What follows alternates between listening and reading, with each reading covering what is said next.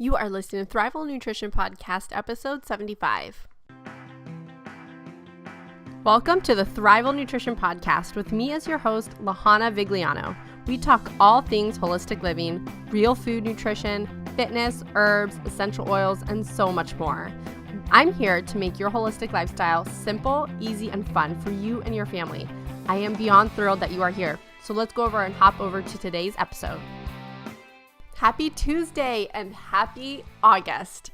I cannot believe that summer is pretty much over with. My son started school at the end of August here in Texas, but back where we used to live in Florida, we would actually be starting next week. So it's really crazy. So we're kind of a little excited to get a little bit more of a longer summer, but I think Texas also gets out later than we, would get out in, I don't know, I guess maybe around the same time. I guess we'll see. We've never really been here when a school year ends, but we're excited to be here for a school year that starts. He's a little nervous, but he'll do really great. He's going into first grade. So I told him, I was like, most of your friends that you're going to meet here, you're just going to get to know them, and they're going to be here kind of, we're not moving, we're staying here. And I was like, so these are all the people you're going to grow up with. So he's super excited about that. So we're just excited. We're enjoying it. But make sure that you're kind of staying around Thrival Nutrition on the blog. This month, there's going to be tons of back to school goodies, whether it's nutrition or mommy stuff. I'm going to be making sure. And it's not going to be a theme, but it kind of is this month. It's just all going to be surrounded around that. Okay? So before we get started on this awesome episode, and let me tell you, this is awesome with Dr. Laura today. She kills it. I absolutely love the way she explains things. I was able to, if I was someone that had no knowledge whatsoever of hormones or anything like that, I would understand this. So I'm hoping that's our goal so that you can understand it as well. So, you might have come here to this podcast episode to listen. Maybe you want to work on just hacking your sleep to get a better sleep, understand the importance of sleep. Maybe you have sleeping problems and you kind of want to know, okay, so what should I be looking for? What's going on? Well, Dr. Laura is talking all about those back and behind the scenes hormones, and she's just breaks it up for us so easy to understand. So I remember after we recorded this, I got off the podcast with her and I was like, I'm having you on again. That was seriously, I loved it. That was so awesome. So it's always nice to be able to connect with a practitioner that is able to explain things and not just keep it fluffy where it's just like, get more sleep. Or, I don't know, where it's just not really, you don't learn anything. It's kind of stuff you've always heard. But to be able to get a little bit more into the nitty gritty details, but still make it understandable for people that just have no, they don't study this. They don't know much about it. So that's why I love her, and she's just so awesome. So, but before we get started, I did want to announce that if you're on my email list, you already kind of got this announcement, but we are working with one-on-one clients now, which is really awesome. I'm loving it. But for the month of August, we are actually focusing in on digestive health because it's so important. The digestive system, if it's not working properly, you're probably not able to utilize the vitamins that are actually coming in. You're not able to absorb them. You're not able, this is kind of where the dysfunction can start. And so nurturing that aspect of your body is so important. And so the theme for this month is if you have IBS or if you have any cramps or just kind of constipation or, you're just in your tummy, just something's not right. You don't even have to be, diagnosed with anything. We are focusing in on that, and we're actually doing a special discount for clients.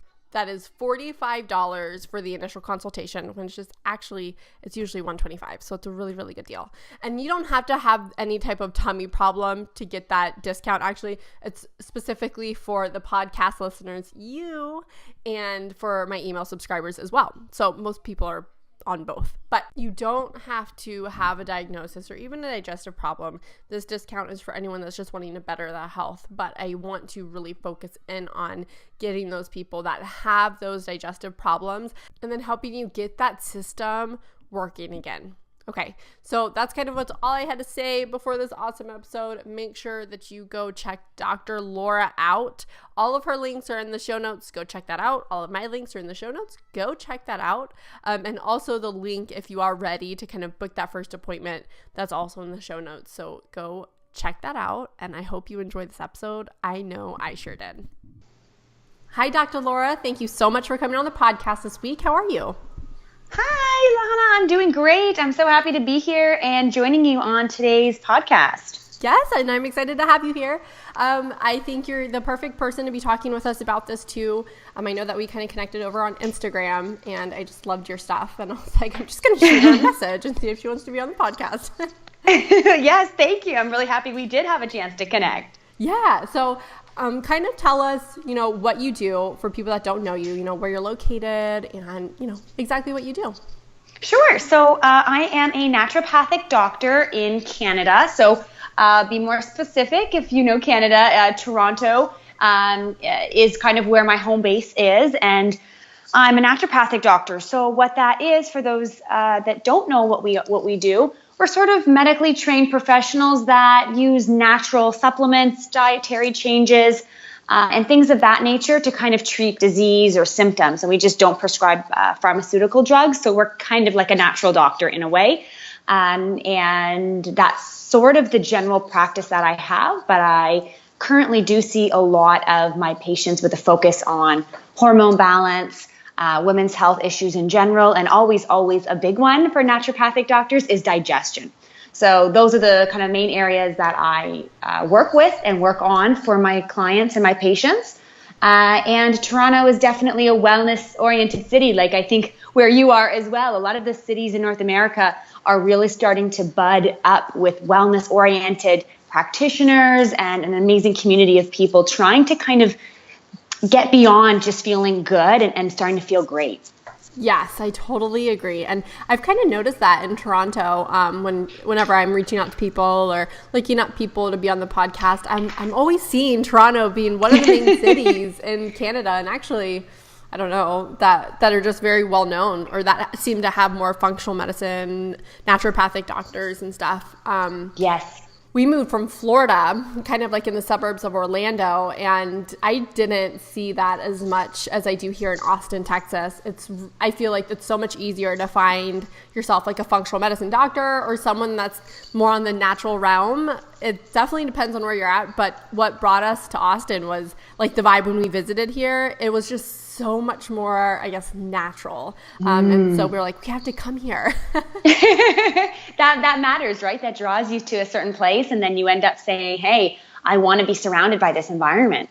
Yes, for sure.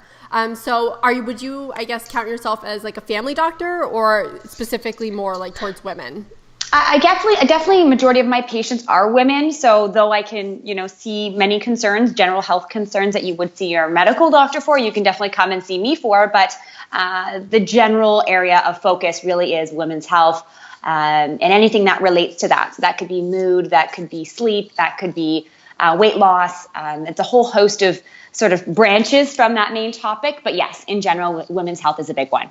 Awesome. Yeah, I love to target women most of the time. I do have some male clients and male listeners here on the podcast, but definitely the majority is probably women too for us. Yeah. So give us a basic overview of the importance of our hormones. Like, what do they do for our body? Oh, that's a great question. And, to simplify things at first, hormones are what we call the signaling molecules of the body. So way back when, in physiology, when we learn about, what they are, they don't actually themselves do a job, but they kind of are the messenger. They deliver the signal throughout the entire body, through every organ. And then that is, of course, the messages that they're carrying are responsible for the action. For example, boosting your metabolism. Well, the thyroid hormone is responsible for that job by signaling another cell to, of course, increase energy expenditure and all of that. So hormones act as a signal to get the body to do something specific. So if we don't have that signal, as you can imagine, or they're sending the wrong signals, then of course the whole body can actually go right out of balance in every way possible.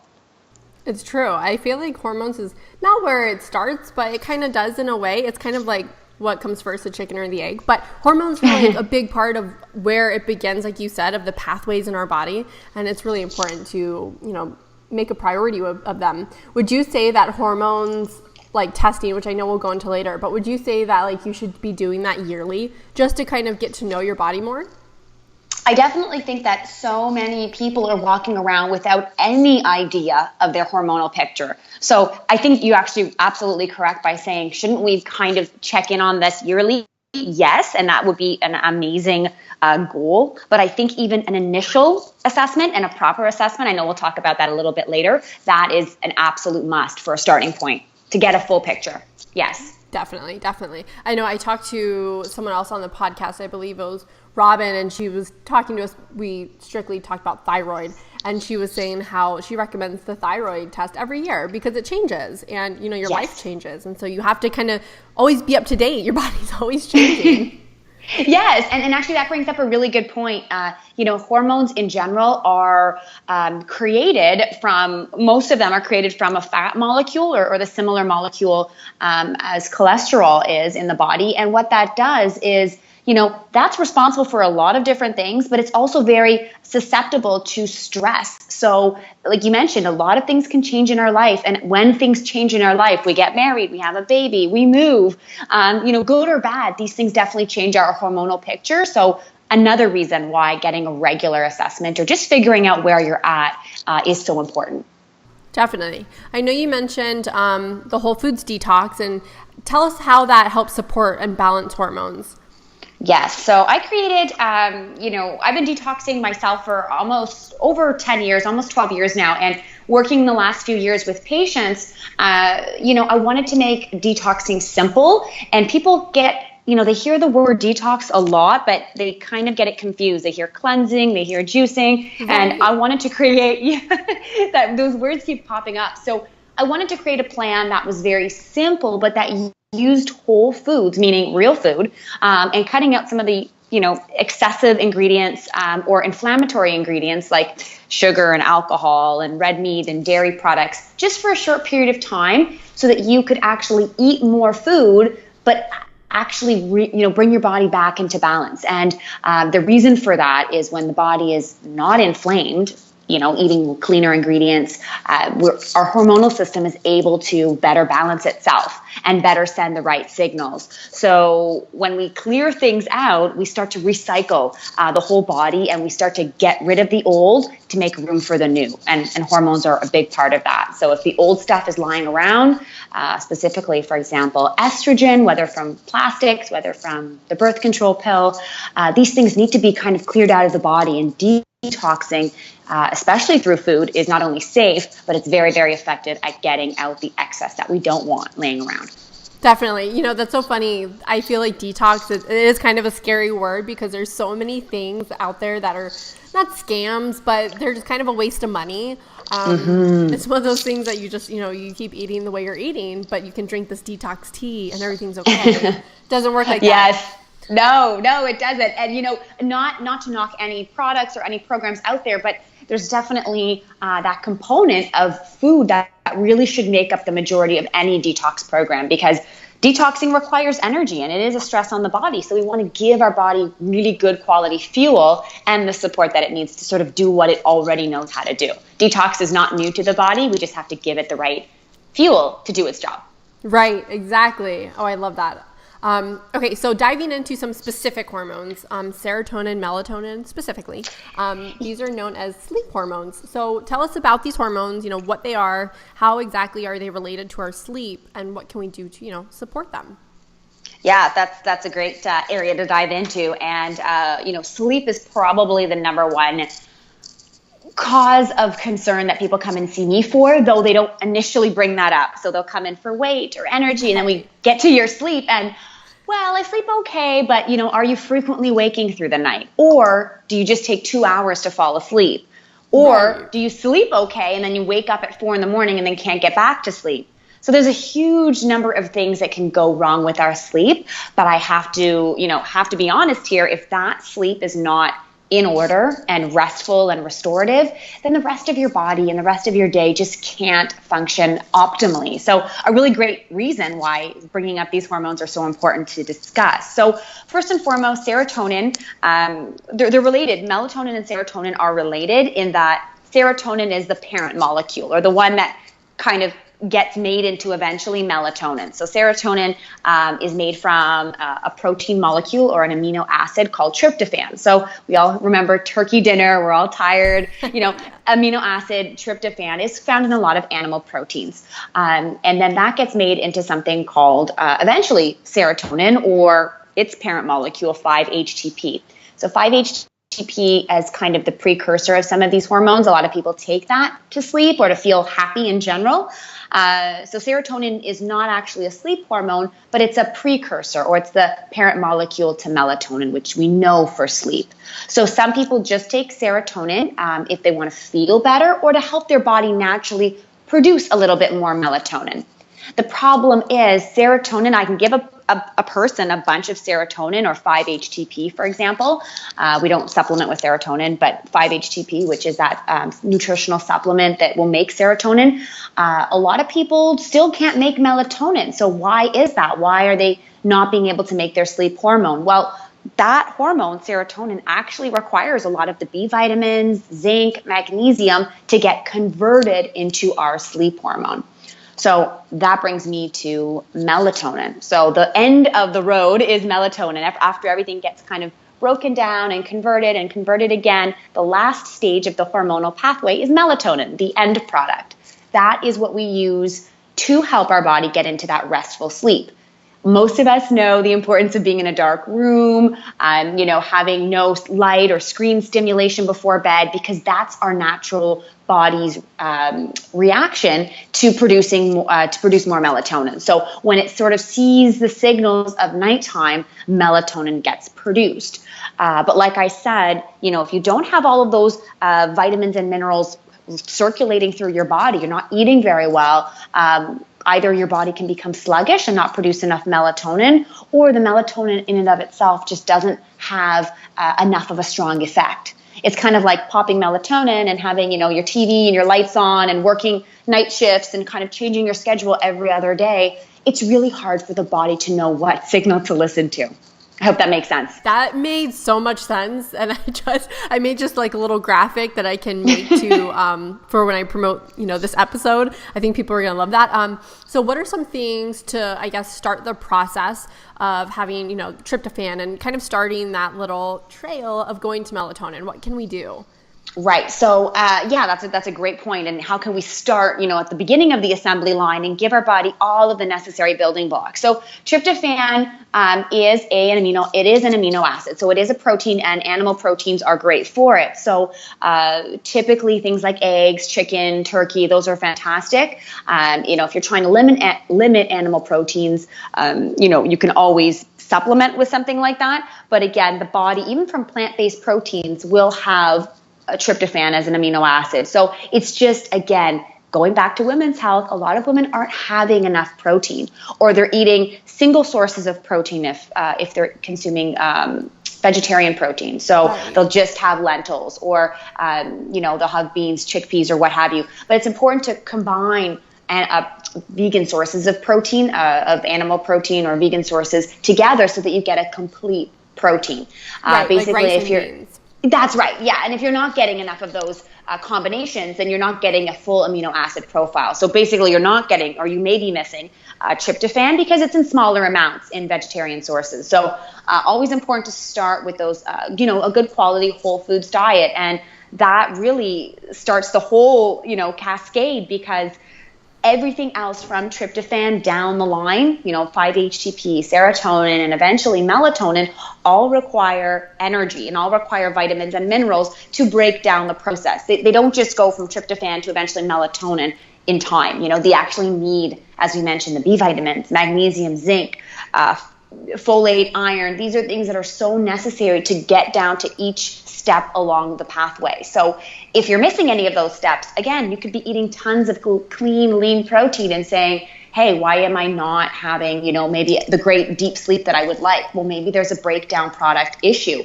and you're not giving yourself enough of those cofactors or those vitamins and minerals that are needed to break down each and every step of the way. So you got to start off with clean protein to give yourself that product, but then you do want to make sure you have a really good high quality diet of fruits and vegetables and supplements if you need to, right? Multivitamin or a B complex are great to help move things along in the direction of melatonin. And this is all naturally, right? Your body's doing this process naturally. You're just feeding it with the building blocks to help that process along. Right. Going back to the little supplementation, I know you said a B complex. I'm a big proponent of just looking for something that has like a methylated form of like B12, like methylcobalamin, because there's a lot of supplements out there that have cyanocobalamin, which is honestly a little bit more, when you see it, it's kind of like the cheaper vitamins that have that anyway. What are your thoughts on that? Oh yeah, that is such a, if anyone follows me on Instagram, it's like every other day I'm posting something about, methylated B vitamins or activated B vitamins as sometimes they're labeled. And that includes, yes, B12 or methylcobalamin, absolutely important, but so are things like folic acid, not having it as folate, having it as 5, TFR, something like that, 5-methylhydroxyfolate. There's a little short form acronym but next to the ingredient list. But those are another example. B6, B5, they all have their active forms. And if you're buying a combination, complex, B complex vitamin, ideally they should all be in their active form so that the body is ready to use them instead of going through another breakdown step. And that's a genetic test that sometimes, we don't bother doing, but save yourself the headache and actually get the methylated form so you're already ready to use it. Awesome. Yes. And then what are your thoughts about supplementation for like the melatonin? Kind of like how you mentioned, like people take melatonin, but they're looking at screens and stuff. What are your thoughts on that? Yeah. So no, I think melatonin is great for a short-term supplement. When I do recommend it, I usually recommend it at a lower dose than, 1 or 3 milligrams to kind of help boost you along, because there's a lot of other things that I would recommend to help support sleep. I find a lot of people are maybe just too stressed or they don't have the right sleep environment like we talked about. So the melatonin can help your body move things along, but it shouldn't take the place of your body's natural ability to produce its own. So harmful? No, definitely not. But again, if melatonin works for you, fantastic. But use the smallest dose possible and support yourself in other ways, other sleep hygiene techniques to help your body naturally ease into sleep on its own. So a great add-on, but not a forever supplement, in my opinion. Right. That's kind of my thoughts too on like birth control, when people use birth control to balance their estrogen or, whatever their womanly hormones that they're using it for. It's kind of like the Band-Aid on the problem of not actually diving into, well, what's going on that, my hormones are being affected. So right. I have very similar views. That's good because, there's nothing wrong with doing things for the short term. We all have to help our body sometimes nudge it in the right direction. Right. But some people are afraid to kind of remove that support or that Band-Aid or that crutch. Supplements are great and they definitely have a time and a place. And some perhaps are long-term supports. But the melatonin, it is a hormone, right? So we do want to make sure that you're giving your body its own ability to do its own job. Definitely. Are there any other hormones that could impact our sleep? I know we covered melatonin, but are there any others? Yes, common is progesterone. Super low in so many women, and I see women in their late 20s and early 30s. And the reason for low progesterone, not everyone, but the reason for a lot of low progesterone these days is there's 2 pathways. So if your body is stressed, it's going to be making cortisol, right? That's the stress hormone. Mm-hmm. They're made from the same big cholesterol molecule that we spoke about earlier. So your body can make more cholesterol. The problem is the making of more cortisol rather from cholesterol is at the expense of progesterone. So it's like a fork in the road. Either we make more cortisol and as a result we end up with way less progesterone. It's rarely the other way around. I don't ever see anyone with too much progesterone unless they are supplementing or they have a prescription for that hormone. And even then it's still low. So if progesterone is low, and that can be tested, then typically we're seeing things like spotting or irregular cycles. But in terms of sleep, an inability to stay asleep is the most common thing for low progesterone. So maybe you can fall asleep, maybe you're tired, maybe you're able to get to sleep at night, but frequent waking or not being able to keep the whole night asleep is definitely a sign that potentially your progesterone is low. And it's very common, so not surprising if it is. Awesome. Okay, good to know. What happens to our body when we don't get proper sleep? I mean, besides being a really big bad word, at least to me, when I don't get proper sleep, you just don't want to be around me. I'm so mean. But what inside happens when we don't get, enough sleep? Right. So, there are so many kind of nitty gritty details.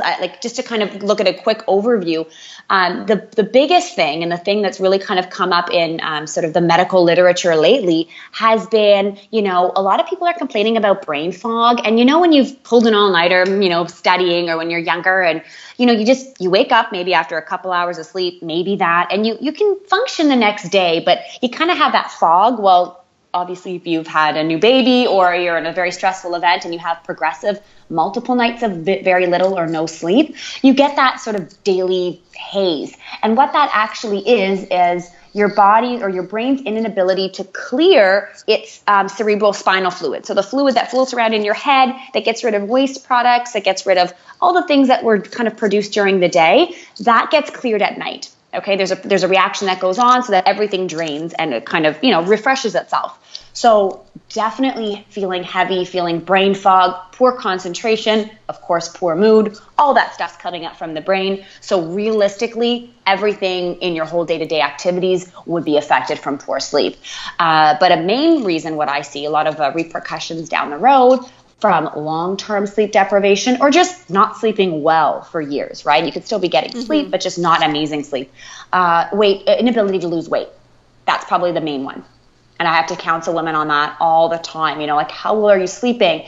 I don't care how much you're exercising or how clean your diet is. Those are very, very important. But if you're getting 3 or 4 hours of sleep a night, like solid sleep, or you're getting 8 hours, but you're waking up every 2 hours, your hormonal system is shut down, way more blood sugar, in the blood kind of staying elevated, and your metabolism is just not on, overload. It's just actually on, survival mode. So very difficult to lose weight is probably the main thing that I think a lot of people can see in their own selves and their own health, but don't actually make that connection with poor sleep.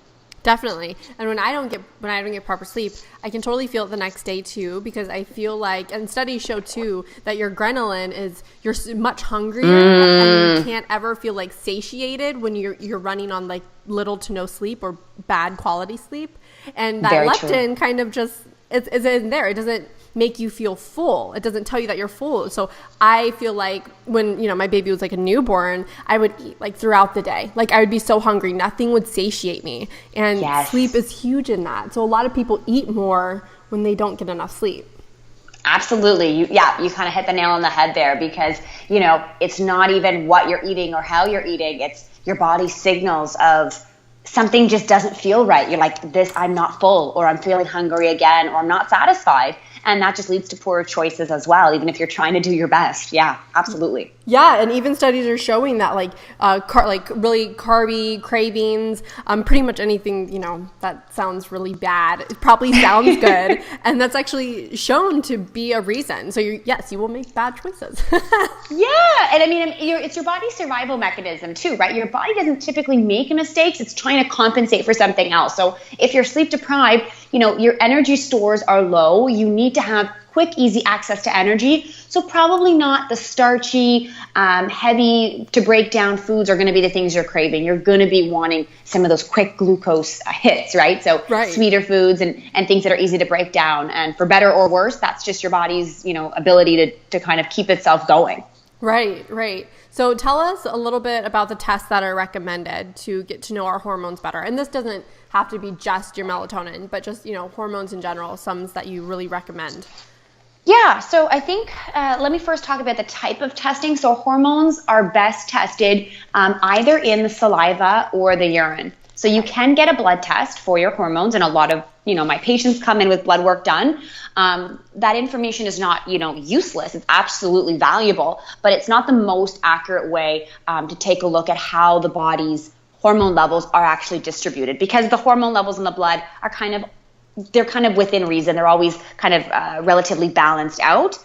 It's what we want in the tissue. So saliva and urine tests kind of give us an idea of how much you're using on a regular basis, and of course, how much is in the organs or in the tissues where the hormones are actually having an effect. Remember, we talked about that signaling messenger type job. So the hormone levels in saliva are absolutely the most utilized in my practice, and a lot of functional doctors as well. It's also less painful for the patient, to get a blood draw. Yeah. It's great that you can do it at home, send off the kit, and then either get your practitioner or your doctor to kind of help go through the results with you. So those are the definite methods of testing.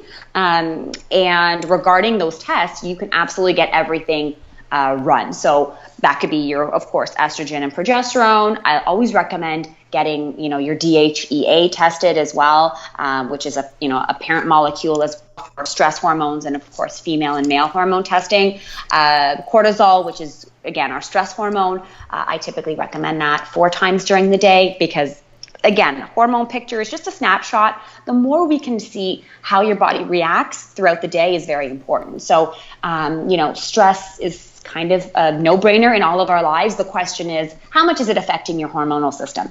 So seeing cortisol throughout the day is actually a very valuable indicator. Everything else, all your other hormones, can be kind of a one-stop shop, and they can be done just once. But cortisol is a great one to see the actual rhythm. Awesome. What's the test that's recommended for like estrogen, progesterone? Yeah, so there's usually something called a female panel, and that would be, that would include all of your, 3 types of estrogen in many cases. So E1, E2, and E3. E2 is the most common one, most abundant if you've recently had a baby, or if you're concerned about breast cancer or other estrogen-sensitive risks. E1 or estrone is also very important to have run. Just gives you a full picture of your overall estrogen levels. So those can also be run in the female panel, and they typically are. And many of the female panels also include a thyroid test as well. They'll test your TSH, maybe your T3 and T4, depending on how detailed the lab is. And again, I always recommend at least those initial hormones for women, so the estrogen and the progesterone, as well as your cortisol and DHEA. So that's kind of like your baseline. You also mentioned melatonin as well. You can get that tested, but I think clinically we know how to actually treat those areas and how to focus on some of the other areas without even testing. You're going to start to sleep better because melatonin has a very unique set of actions. So once your sleep is actually a little bit more renewed and a little bit more restorative, then we know, okay, this person may not need the actual test. Let's just actually optimize their sleep and see how they start to feel. Waking up rested is obviously the biggest indicator. Awesome. Well, I think our listeners are going to you guys will probably have to re-listen to this one a couple of times, but I'm going to be super excited to actually re-listen as I edit it. But tell our listeners where they can find you. Yeah, so you can feel free to follow me online. My Instagram is Dr. Laura Belus, or my website, drlaurabelus.com. You can feel free to download my free day detox. So that's my 3 quick day, boost to get you back into, hormonal balance, energy boosting, and just feeling back to yourself. Because, using whole foods to treat, common concerns and symptoms is just so important and so simple but effective. So I kind of run through some of the basics to get you started. Who doesn't have 3 days to kind of do a little mini reset? So I love the comments after everyone can listen to the podcast. And if they have any other questions, hit me up on social media because I love answering any of these things day to day. It's so important. Thank you so much for coming on and sharing all your knowledge with us. Thank you for having me. I can't wait till the episode airs.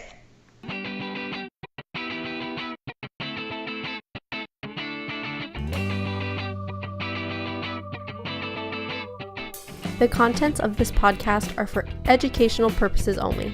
This information is not intended to replace a one-on-one relationship with a qualified healthcare professional, and it is not intended for medical advice.